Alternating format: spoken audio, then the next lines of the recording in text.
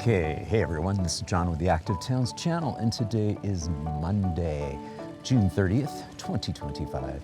And I am going to be heading back to Austin today to have some dental work done. But in the meantime, I'm going to take my trusty Brompton here to the bike shop to have a little bit of work done on it while I'm gone. And then I'll be back on July 7th and spend another 6 days here in Boulder, Denver, and Fort Collins area before getting on the train and heading towards Salt Lake City to meet up with John Larson and Mike West and some other folks there in the Salt Lake City area. But in the meantime, let's take you for a bike ride from here in the Downtown Boulder area to the city of Louisville. And it's as kind of the crow flies, it's about 7.5 miles. We'll probably take the long route, and I'll show you how I can take a series of off-street networks of pathways and really minimize the amount of time I'm doing battle with cars, motor vehicles. And there will be one stretch where we're on the shoulder of a high-speed road. It's the very last couple miles that we'll be doing that. But yeah, so let's turn the camera around and have some fun. So we're turning on the bluff here in the neighborhood where I'm staying. And we're gonna make our way to Folsom Street, which is one of the streets that is considered part of the core arterial network of streets here in the city of Boulder. And of course, we've got our protected bike lane that's up here. It's been in place since 2015 and has since been improved and has really robust protection, concrete curbs, as well as some more robust vertical elements in the form of white flex posts, although they're not the super floppy kind.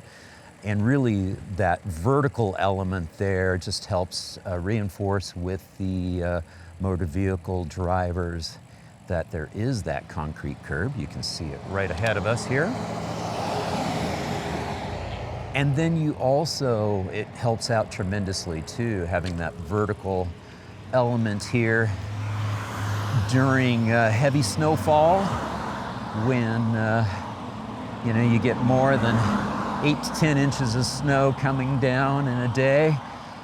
They can clearly see, with the flex posts there, the vertical elements, you can clearly see what you need to work around.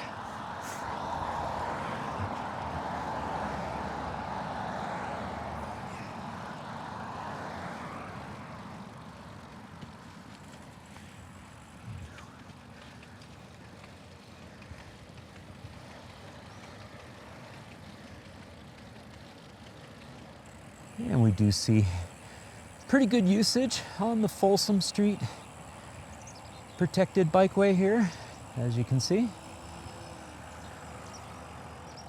And we are going to make our way onto the Goose Creek pathway here. This trail will follow the Goose Creek riparian corridor, and we'll stay on this until we merge with the Boulder Creek path.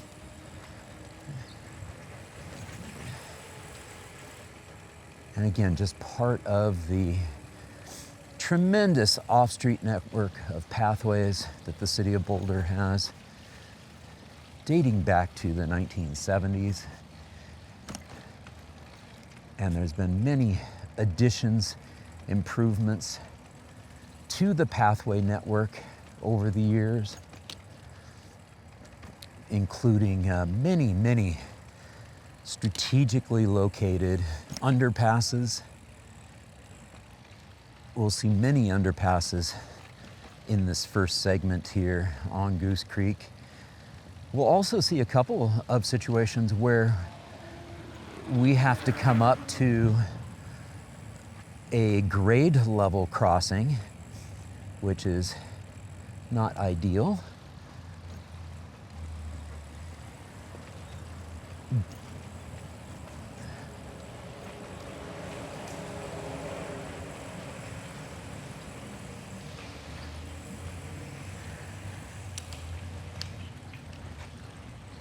Again, that was a nice little underpass there. The one benefit to the grade level crossings, I think we've got one or two of them. I can't remember. We'll figure that out when we get to them. But at least they are on streets that are lightly traveled, so they're not too terrible to navigate.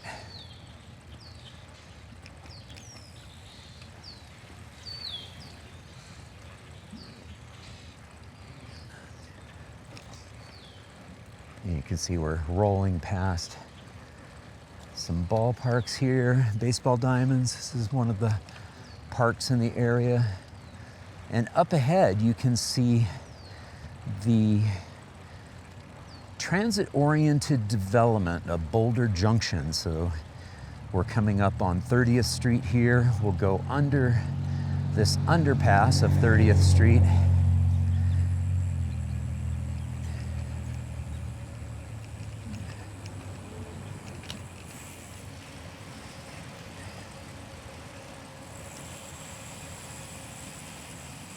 Once we get past this underpass of 30th Street, you can see again the rich density, nice mid-level rise apartment complexes and condominiums. And I always love this little homage to the native trout species here in Colorado. Beautiful mural there. And then this is Junction Place. We've got quite a bit of construction going on up here. I'm just gonna pop up here for a second so you can see this orientation of the Goose Creek pathway to the Boulder Junction transit-oriented development, and as I like to call it, the other TOD trail-oriented development as well. Off to the left, you can see the Boulder Depot. That is the old historic train depot that has been relocated a couple of times over the decades and is now at its permanent home here in the Boulder Junction. And then you can also see over here by what we call Depot Square, we see the RTD area here. So RTD is the local transit authority, and prior to the pandemic, this was a very active transit stop, an additional bus station, and it is going to once again resume operation. During the pandemic, they did shut down the frequent bus service out to the airport, Denver International Airport, and I believe that will resume in the coming weeks and months. Okay, let's get back down to our pathway and continue heading eastward.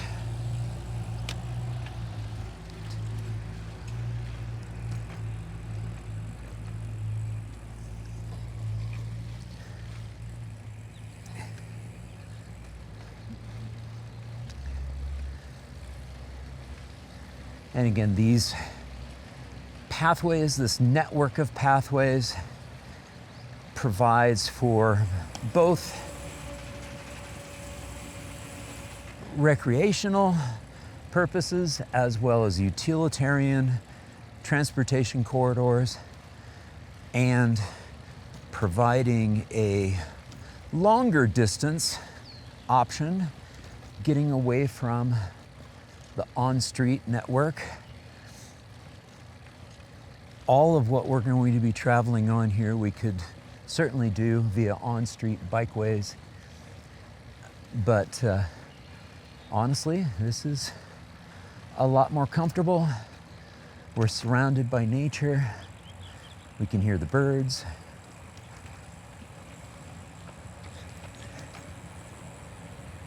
And in certain places, we can hear the water as well.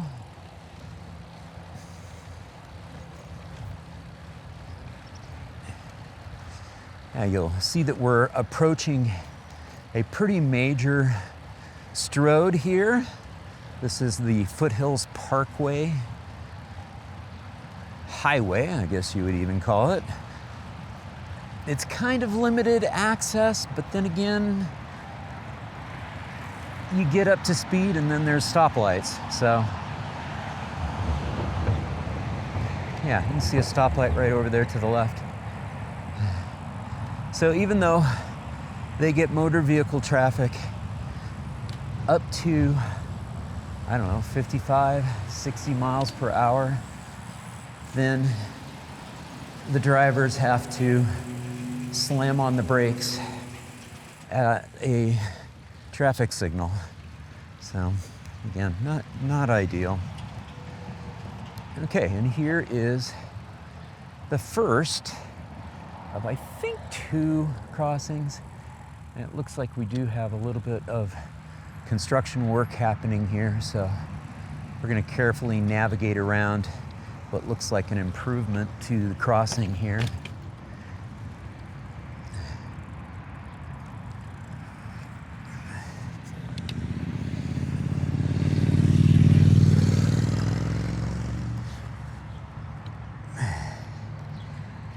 That rough curb knocked my camera down a bit, and we're back on the path.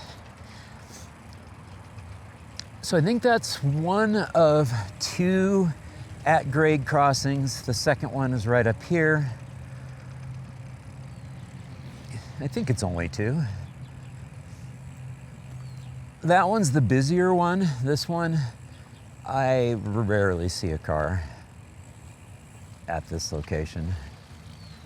You see that the pathway is providing access to a lot of commercial activities here, even some industrial, light industrial stuff. Over the years, there's been everything from breweries to distilleries to bike shops and other such things. Not to mention storage unit stuff. There's Cube Smart right over there, the self-storage. But for me, and what I've loved about this particular route over the years is you just have an alternative away from cars where you're kind of have a little bit of nature. You've got some prairie dogs, got your occasional German Shepherd trotting across. The owner for that dog was there on the road. And like I said, sometimes you've got running water in this area as well, especially after some thunderstorms or high melt season, if it's been a particularly snowy year.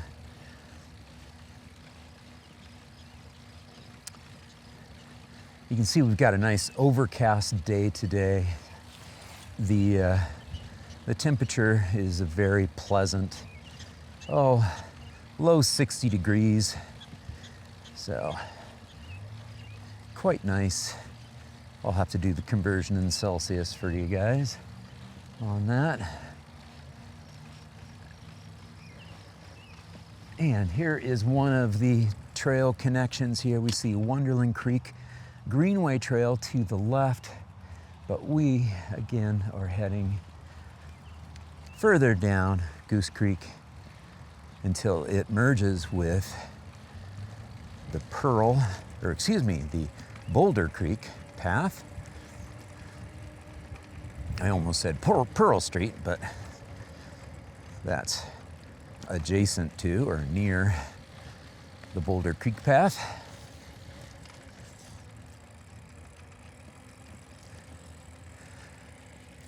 Again, you just see some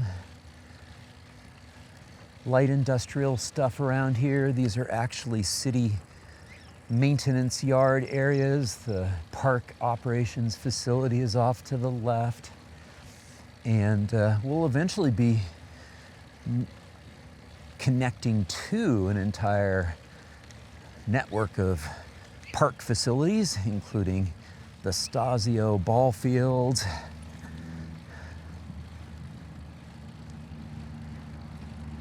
and here is Pearl Parkway.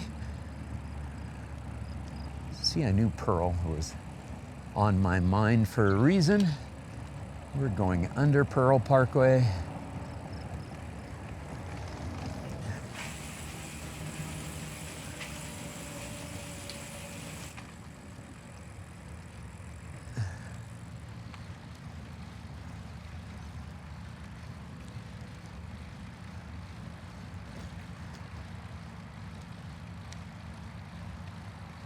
You might be wondering, oh, here's our connection. So we're going to be taking a left here.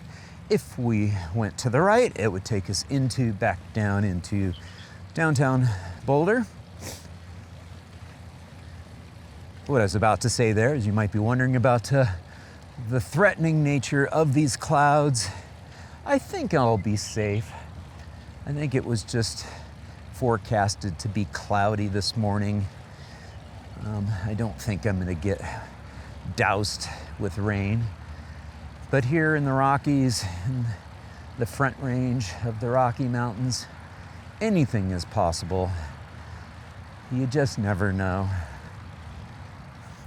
Off to the right, you see some wetlands here. Again, just really pleasant having this alternative to the on-street bike lanes, mostly unprotected bike lanes on a lot of these streets out here.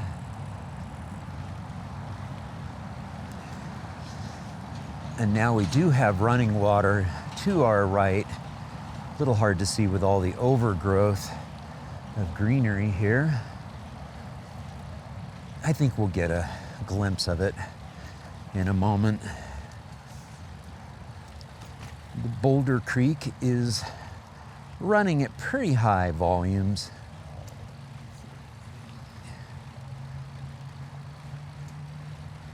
Again, a lot of the snow melt coming down out of the high mountains, feeding into, I believe, the Barker Reservoir. And they release a fair amount of water. And then Boulder Creek obviously has other little tributaries, streams that deliver water. And here we go. We get a little glimpse of the flow.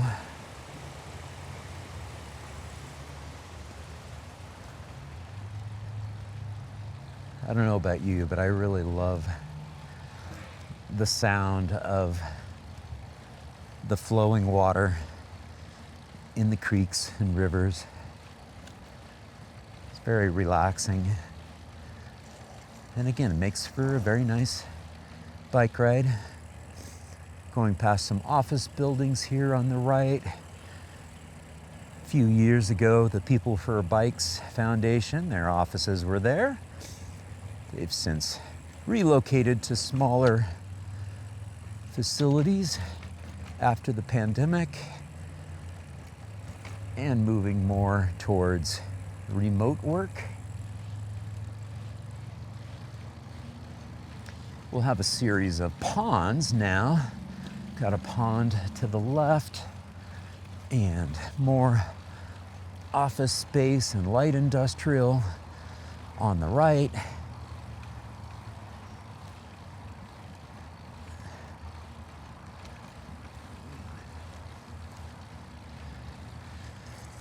This little cluster of office buildings on the right. We got some pretty fun stuff. Got a bike share station. You can see they've got a sand volleyball court. Nice little amenities for the staff that work in these buildings here. And you'll see that they do have good connectivity to this pathway. So we do see quite a few people commuting, using their bike on this path, and then connecting to these workplaces to the right. And if you look to the left here, we see some of the waste collection. That's the Western Waste Management Company that services the city of Boulder residents.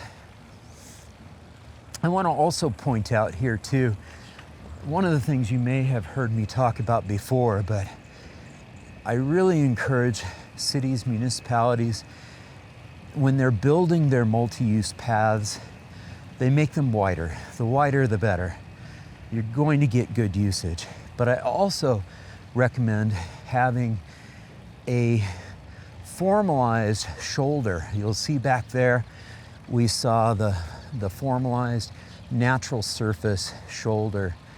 And runners really do prefer to be on natural surface trails. So if you formalize it, folks will use it.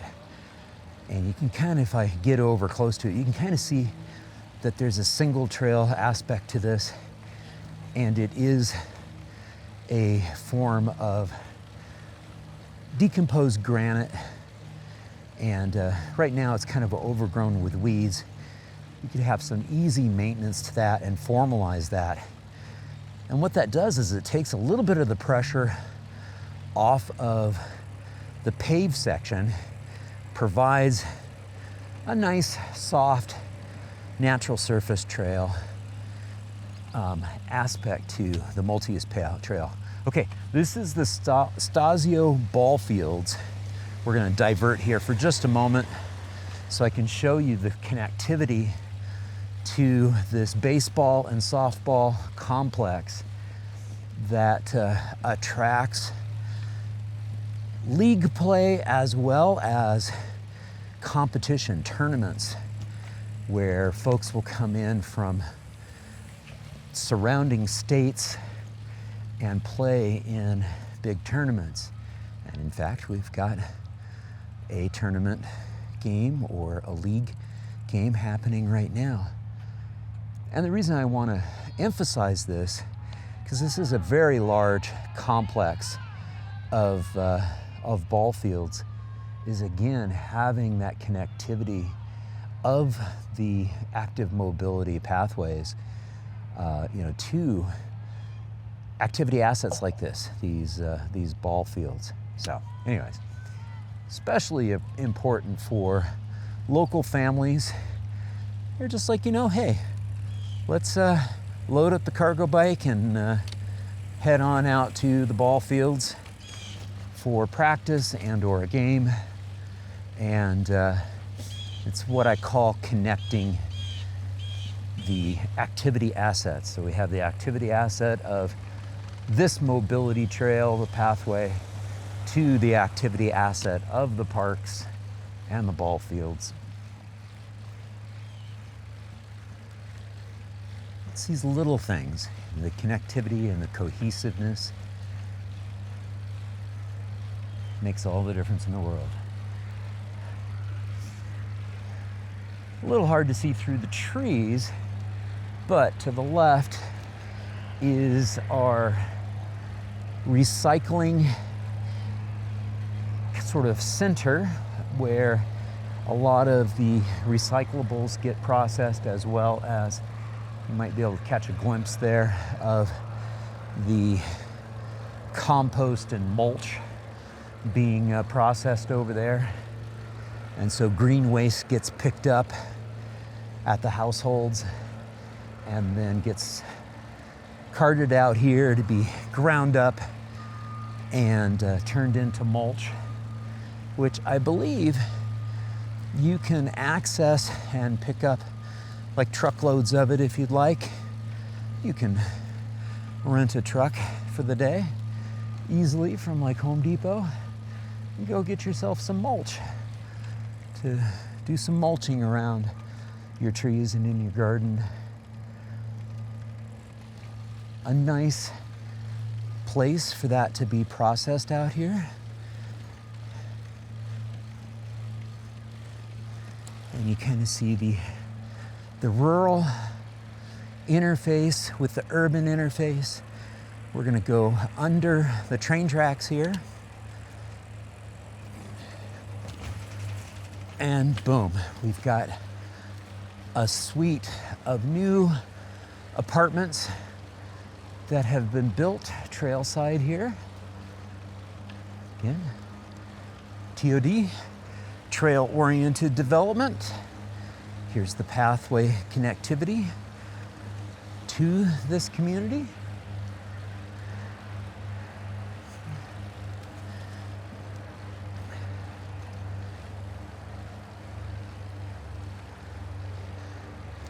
Our running time is right around 20 minutes or so. So you can see a nice, comfortable bike ride, 20 minutes from the downtown area to these housing units. We're gonna dip down below Arapahoe Avenue here, and we'll get a good view of the water as well.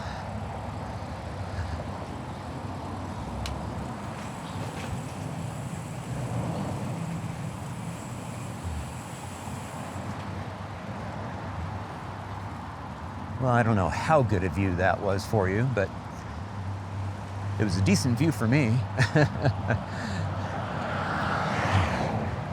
Again, Arapahoe is one of those core arterials that the city is working on, trying to transform into a safer, more inviting corridor for people on bikes. Right now, there's nothing more than a painted bike lane out in this area of Arapahoe. But we're not messing with that right now. We are on this nice, quiet, residential street, low volumes, low speed. Again, very comfortable environment.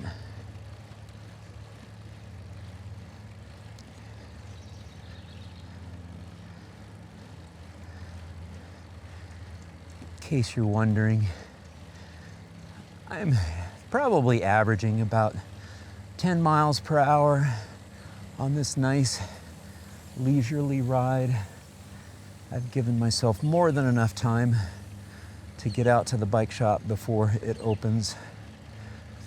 I know that the very last stretch is going to be a little more stressful, so I'm trying to really linger on this section, which is truly delightful. I hope you'll agree.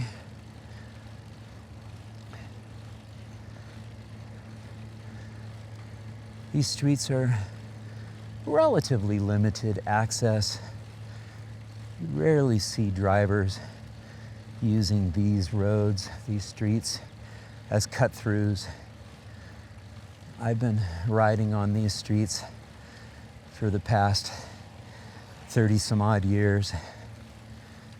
They've remained virtually unchanged in all of that time, and always quite comfortable to ride on for all ages and abilities.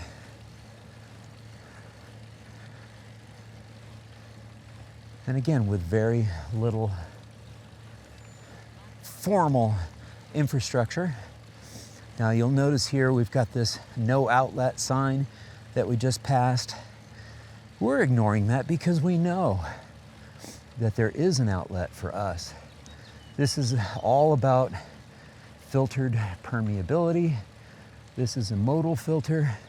Check out this cool little outdoor fireplace scene. I don't know what the story is on this, but what a great festive communal type of thing to have. The sign says private property, so maybe it belongs to one of those residences there.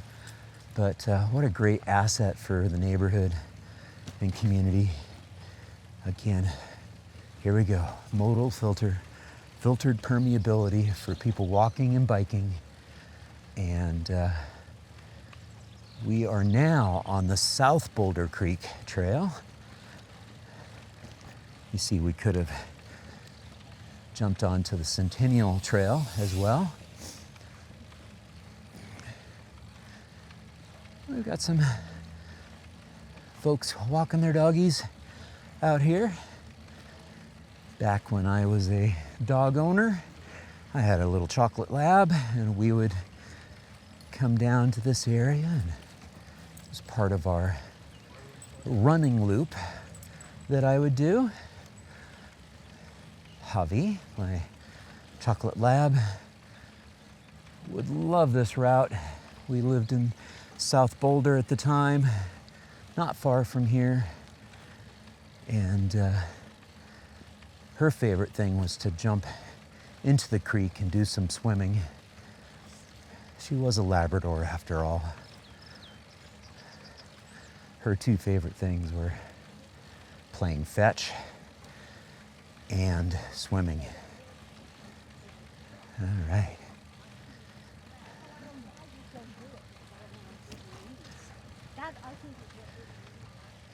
And a nice essential crossing here, bridge crossing. And again, this also serves as a modal filter, filtered permeability. We're able to take that route and be on that section of pathway. We could have navigated over to the shared street right here, but we didn't need to. We were able to take the alternative route, which was the path.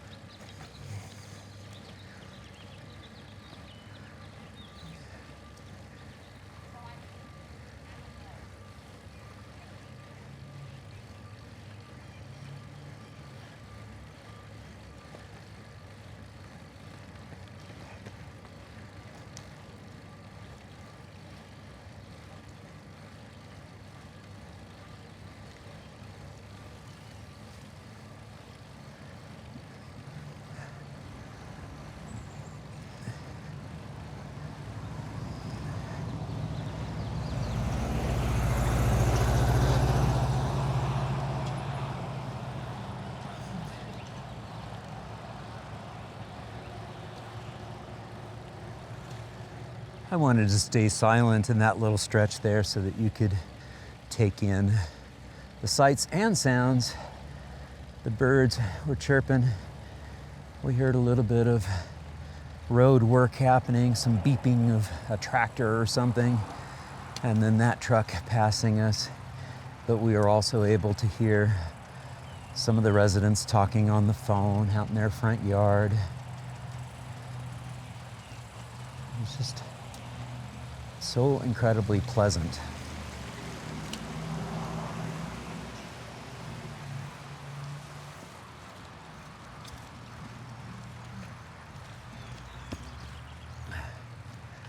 Now you'll notice a little split here. You can take the Bobo Link Natural Surface Trail as a runner. That's what I would take. I would go to the right. But we're able to stay on this section of paved pathway, paved trail for a little bit further. We're getting close to the end of our delightful trail segment. We will eventually be dumped out onto the busy South Boulder Road. Since I'm dropping my bike off for service, I'll be taking public transit back into the city of Boulder. The RTD bus, the Dash, goes along South Boulder Road, which turns into Table Mesa Road.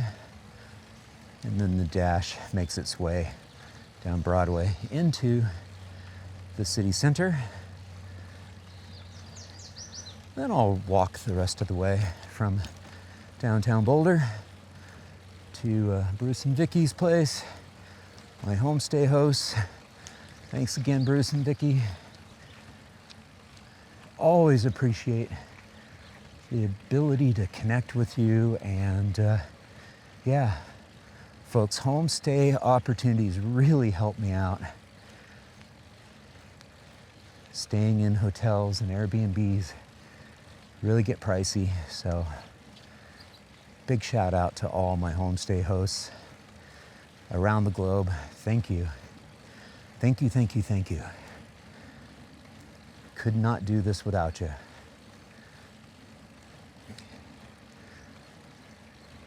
Again, one of my favorite little stretches here.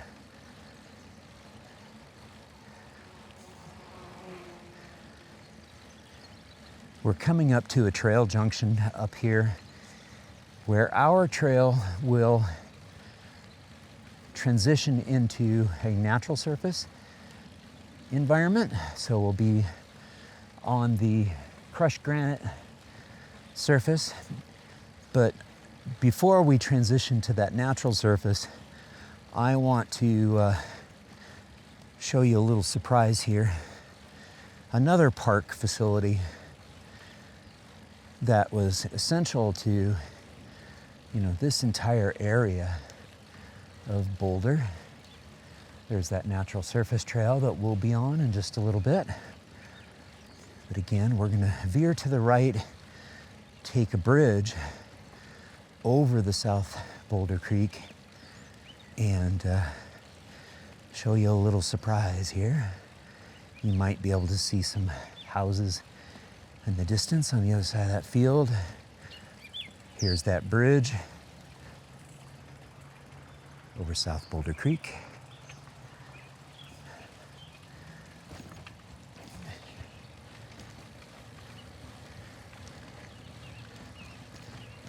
Here's a nice example of the shoulder that I'm talking about. You got that decomposed granite, crushed granite. Makes for a nice surface we're running on. Again, all ages and abilities. But yeah, this is what I wanted to show you. This is the East Boulder Community Center. So again, this network of pathways is essential for connecting people to meaningful destinations. You'll see the address here is 5660 Sioux Drive. I used to own a house, right down in that area on Sioux Drive, and I was able to easily walk here to this destination or jump on the bike or whatever. An easy jog to this location to be able to connect with the pathways.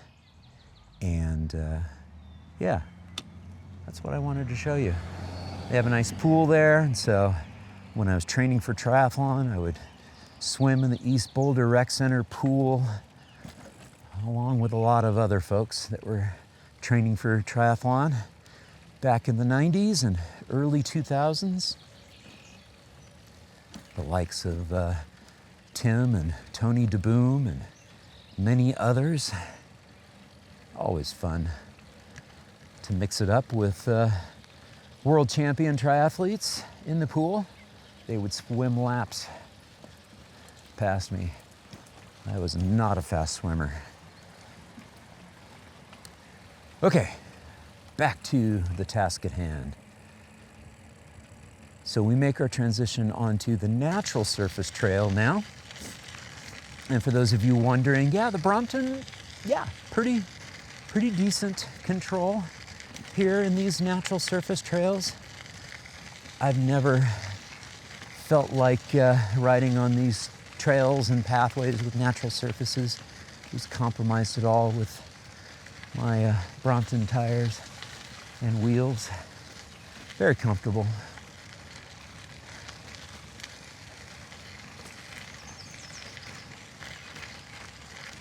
Speaking of comfortable, again, this beautiful environment.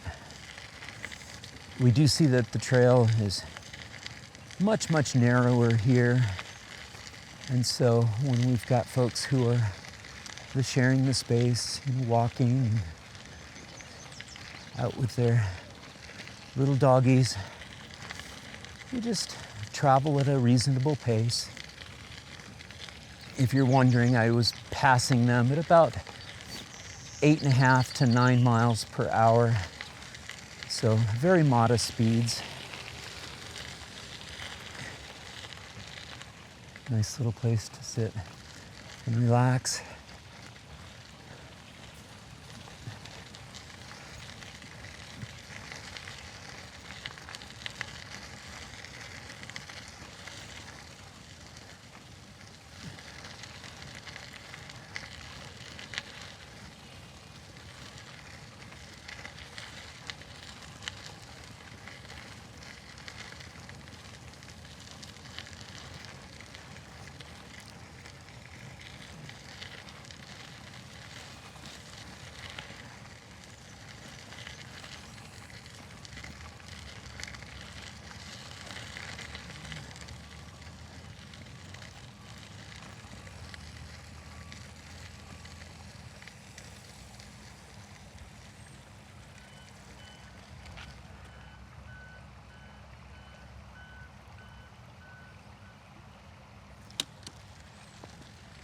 Just love the babbling brook sound, the creek.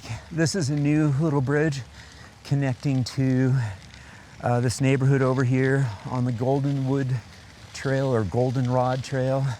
That is a narrower, no bicycles allowed trail, so it's not of sufficient width, and it might actually be a private trail, I don't know.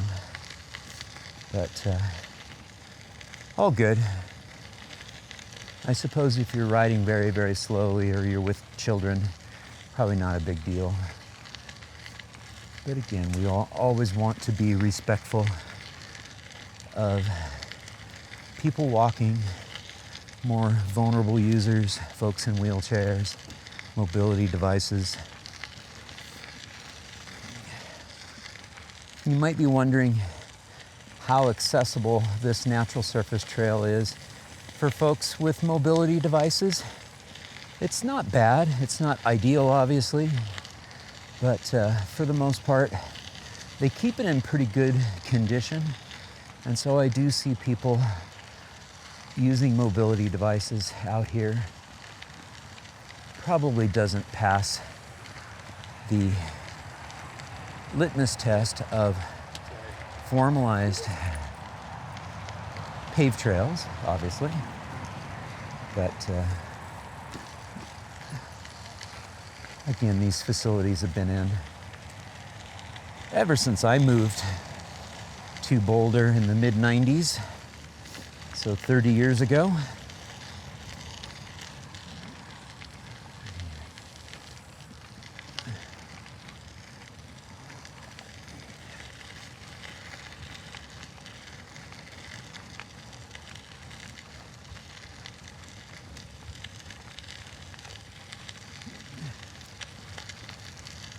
Almost to the end of the high comfort segment of this ride. I apologize in advance. We're going to be subjecting you to motor vehicle noise instead of nature. Motor vehicle noise instead of me rambling on.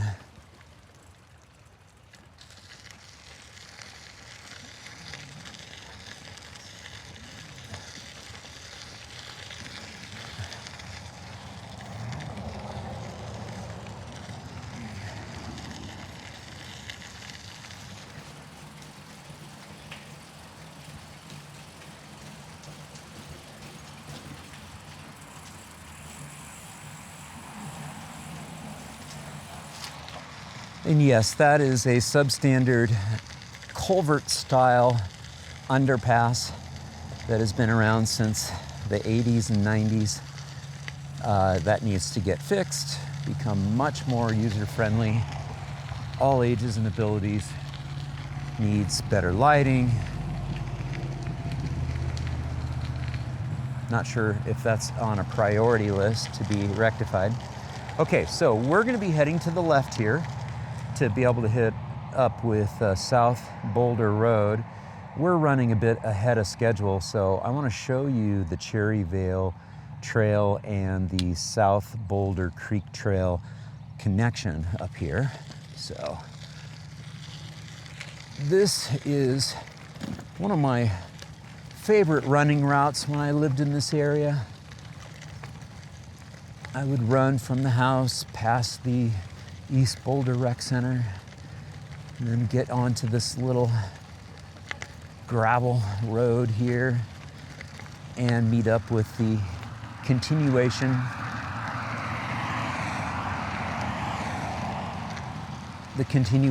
of the South Boulder Creek Trail, which is right up here, the trailhead is.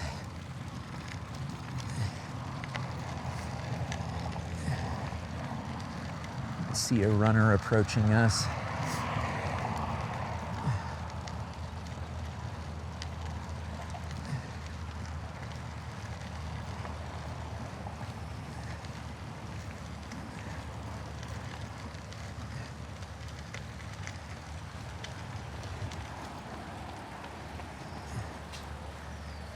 Back over the South Boulder Creek Trail once again, and now we are at the intersection of the South Boulder Creek Trail.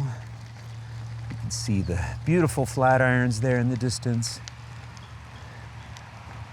and this is the trailhead.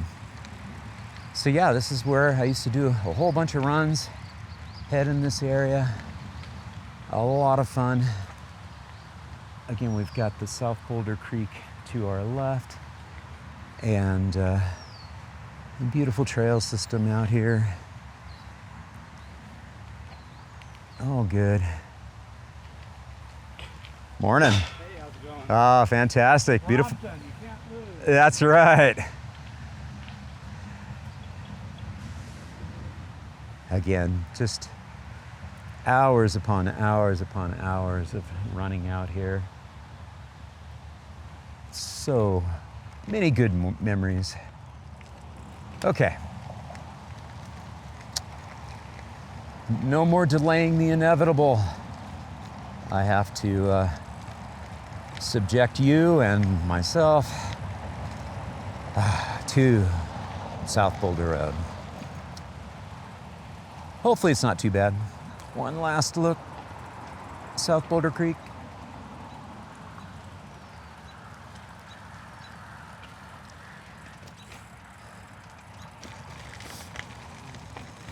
We'll try to stay on this parallel trail for a little while, but we will be forced over into the shoulder of the road.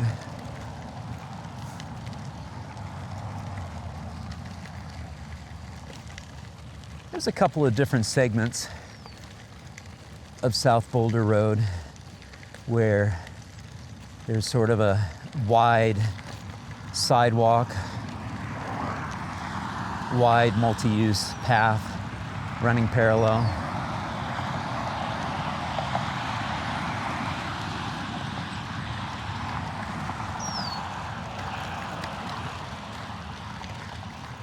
But unfortunately, it's not cohesive. It won't deliver us all the way to our destination. So I may or may not pop over onto that so you can see what I'm talking about.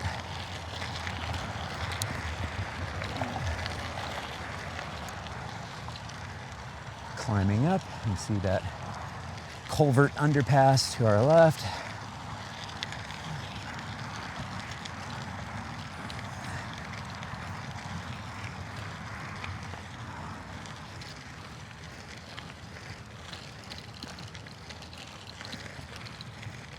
We're about 50 minutes into our ride.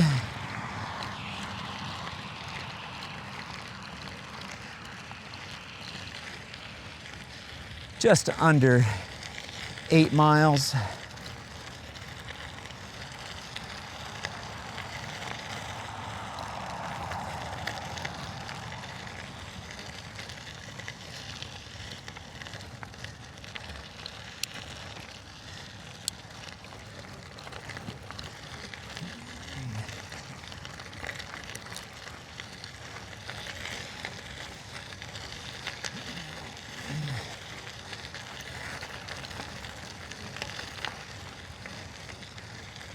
And yes, you can tell I'm milking every last bit of my gravel road, my natural surface trail. That ends at Cherryvale.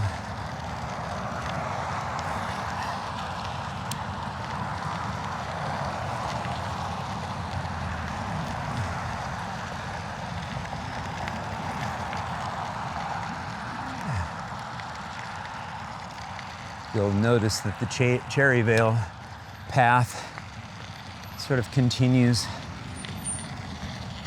along Cherryvale for a bit. I believe that they've formalized some trail parking up here too. This might actually be part of open space. Yeah, see, they've got that, and there's a trailhead up ahead. But we're not going that way, we're going this way. I've delayed the inevitable for long enough. We have to ride on the South Boulder Road. Sorry, folks. Gotta do it.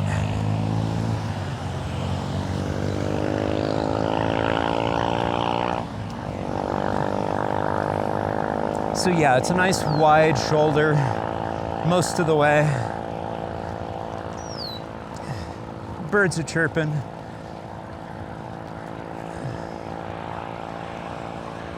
Way off in the distance to the right, you might be able to get a glimpse of Highway 36, which angles its way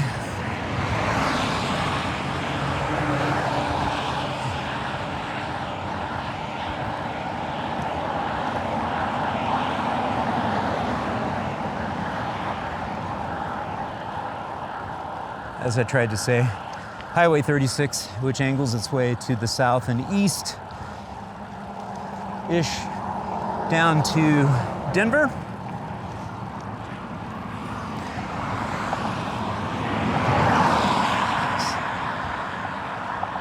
Interestingly enough, the Highway 36 corridor has a wonderful multi-use path that runs along it.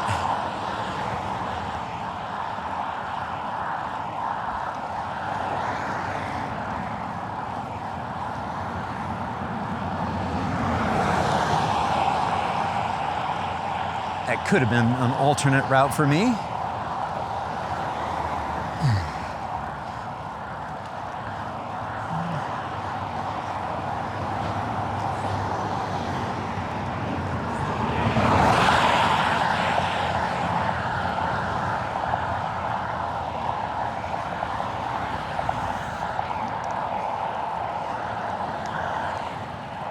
This route, however, was a little more direct and pleasant.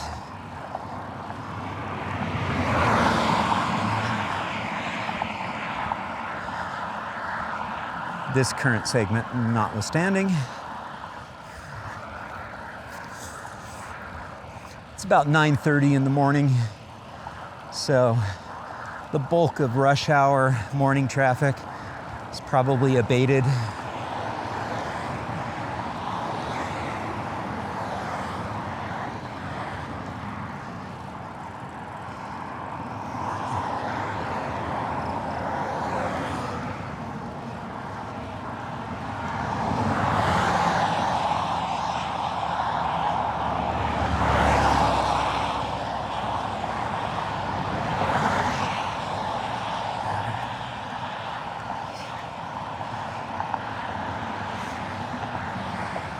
This is a hilly endeavor. I have several hills to navigate.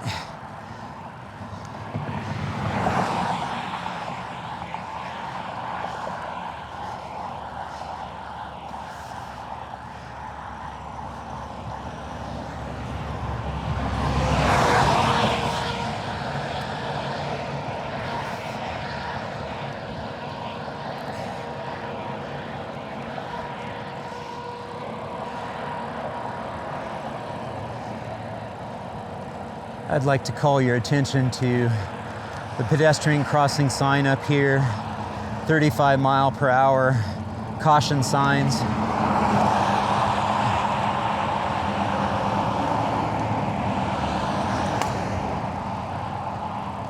You might be asking, what the what?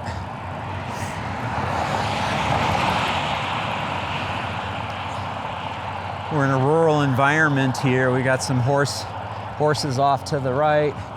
But yeah, to the left, you can see we've got a covered transit stop. So this is actually a fairly rural transit stop.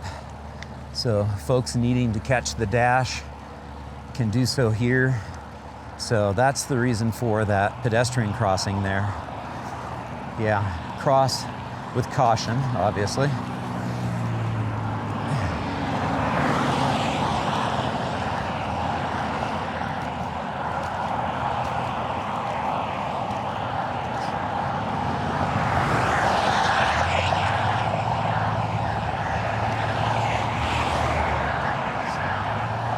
You saw the caution advisory cited 35, and it's because the speed limit's 45 here.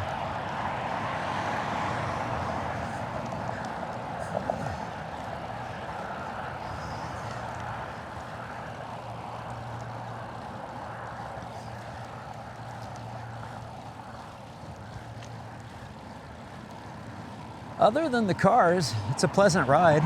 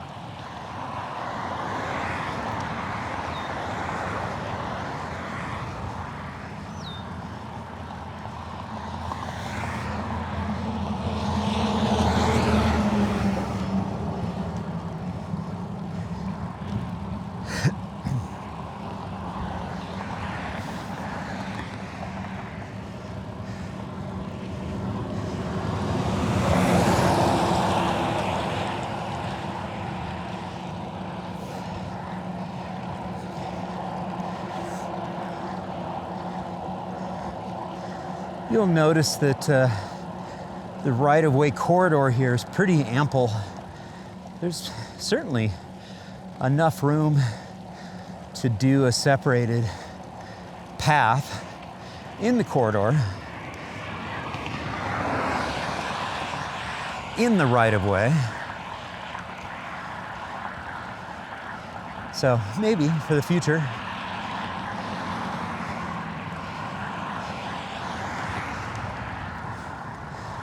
it's not consistent the whole way. It gets narrower here.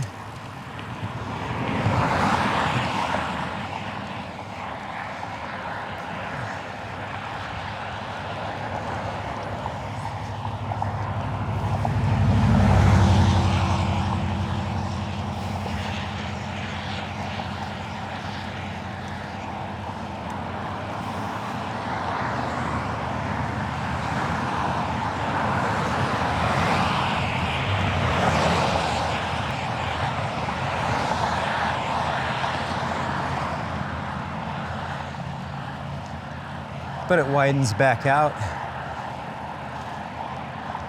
here. And I don't know.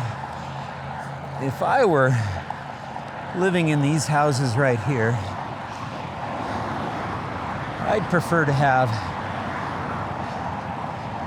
a separated pathway, which you have a keen eye, you can see that we get one for at least a portion of this community. Unfortunately, it doesn't go very far.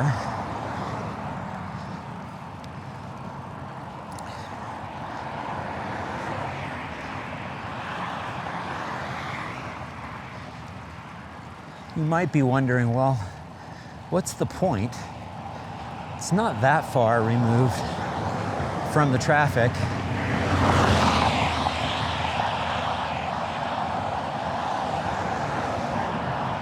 tell you what we'll do. We'll test it. Let's ride this little segment of it. And if we get some cars going by, you can tell me whether it's more comfortable over there.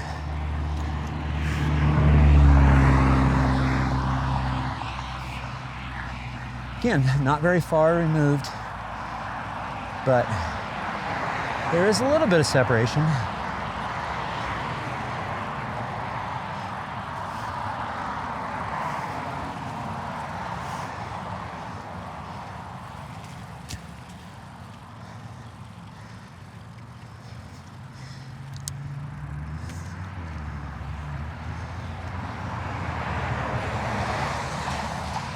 Obviously, some trees could be planted or bushes to the left.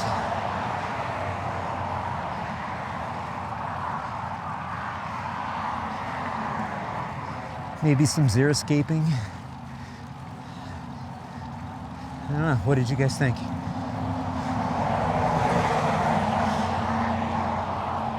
We didn't get a ton of motor vehicle traffic, but we had a few cars go by.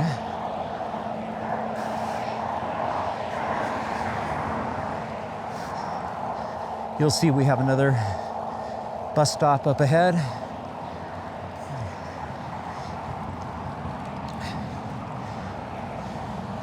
I think this would be a great opportunity to continue a separated path around the backside of this transit stop. And oh, by the way, let's get some shelter for the people at this transit stop. And you might be wondering, well, who the heck is going to ride the bus way out here? Me. I'll be riding that bus after I drop off the bike.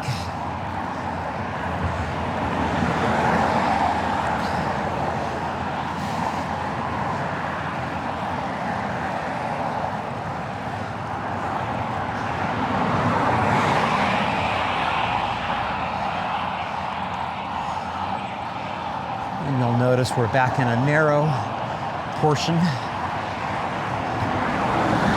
of the roadway right of way.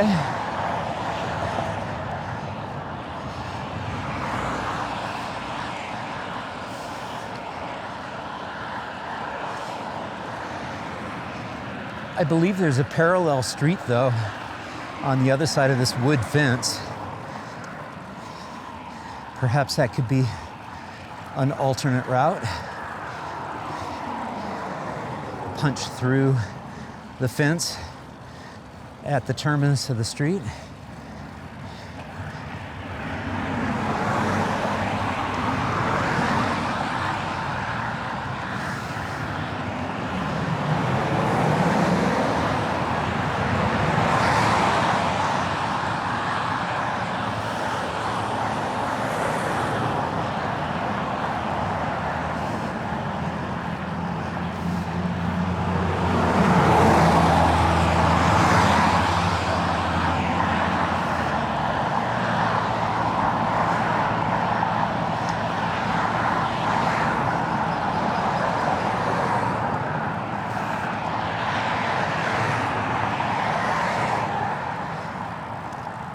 You'll notice most of the noise that we're hearing is from the friction and the tires on the road.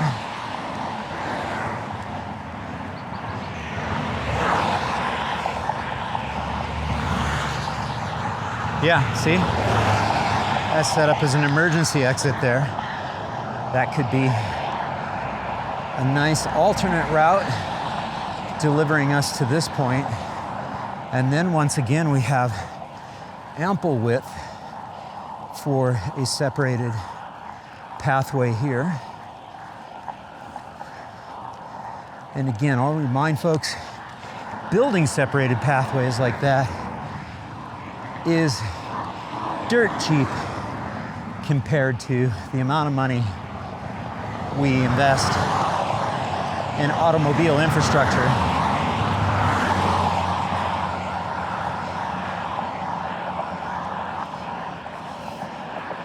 And there's plenty of ways to do those pathways and trails cost affordably.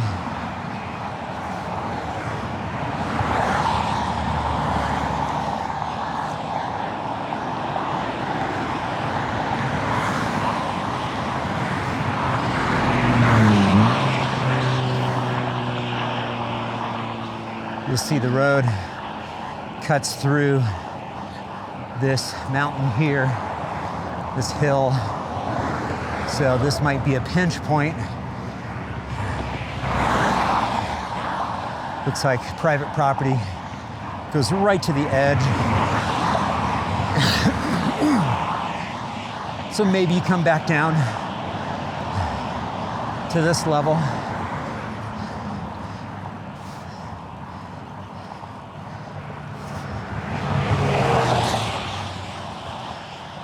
Where there's a will, there's a way.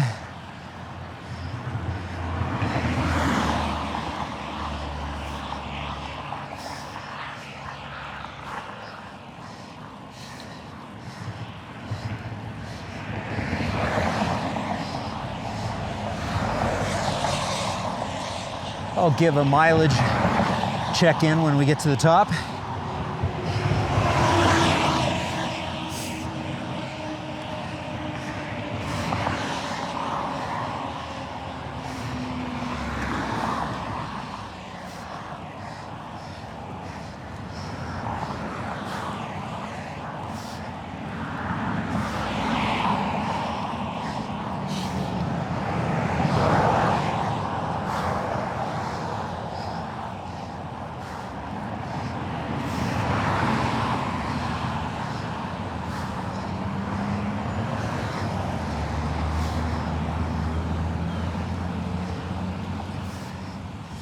All right, we are approaching the intersection of South Boulder Road and McCaslin.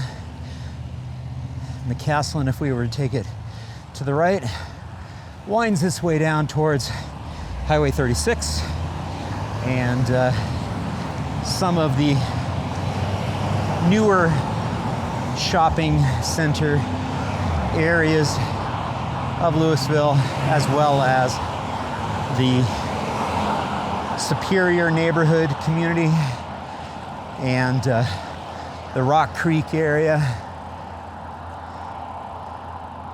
Many of those areas hit hard during the firestorms of a few years ago. Okay, I promised a mileage check-in. We're currently at 10 3/4 miles, 10.75 miles. You'll notice on the right, we do have a meandering multi-use path for people walking and biking and pushing baby strollers, et cetera, et cetera, et cetera.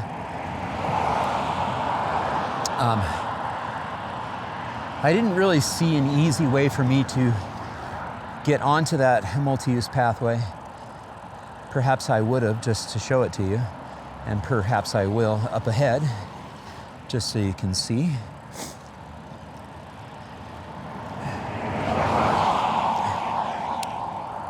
Many of these neighborhoods, these communities up here in Louisville have, embraced this concept of wider than usual sidewalks, multi-use pathways, if you will. Especially appropriate for folks who don't feel comfortable being in just a painted bike lane on a high-speed strode.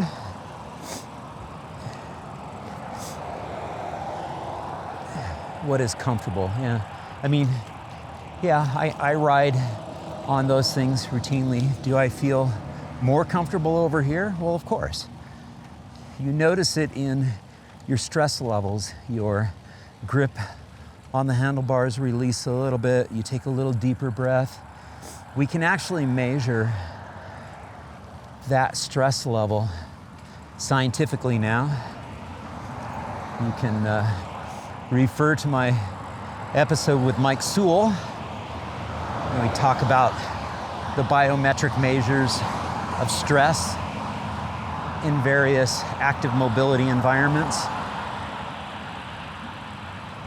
It's good stuff. You can measure it scientifically. There's a little pathway there. That's an underpass going under South Boulder Road. Brilliant. Again, as I mentioned, a lot of the communities here, especially the newer ones, have embraced putting in the wider pathways here.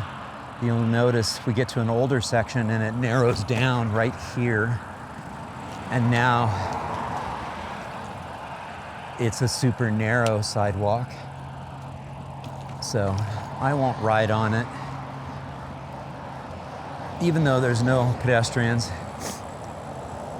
it's narrower than I feel comfortable riding on in case I do encounter somebody in a wheelchair. And again, I wouldn't choose to ride on a painted bike lane on a high-speed corridor like this frequently, but I'm also not paranoid of it. No, that's not my speed.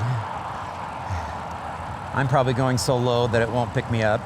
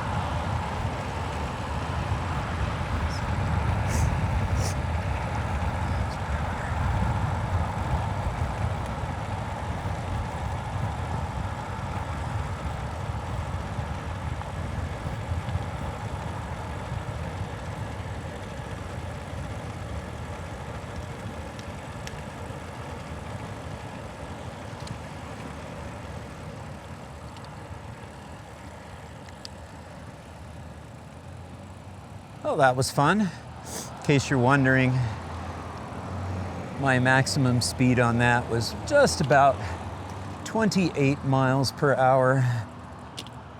Wait.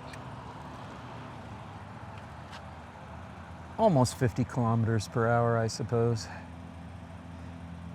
Just a shy under it, a tad under it. We're gonna relax and take this wide side path here.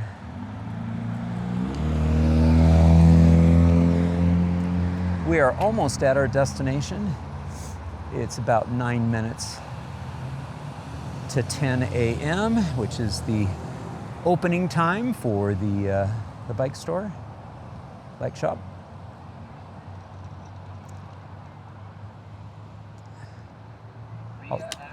I'll tell you a little bit more about this special bike shop when we roll up to the doors. Spoiler alert, it is not a Brompton shop, but I will tell you all about it in just a little bit.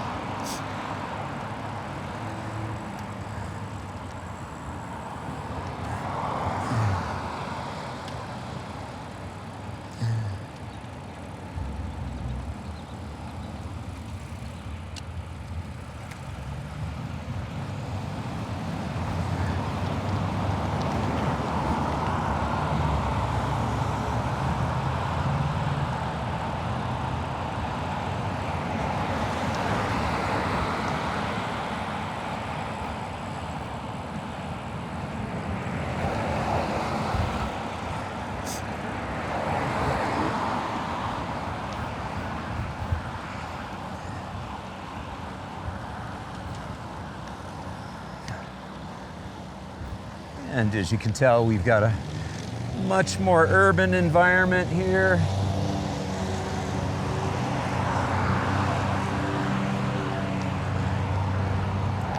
Urban in a suburban context.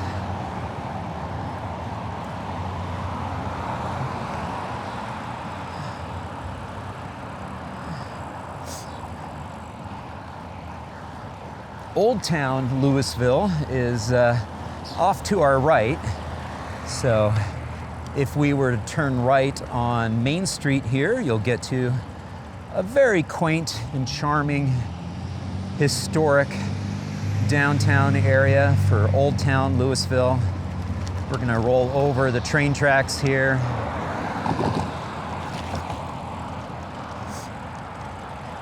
Old Town Louisville has a bunch of wonderful community events, block parties, all sorts of fun stuff going on there.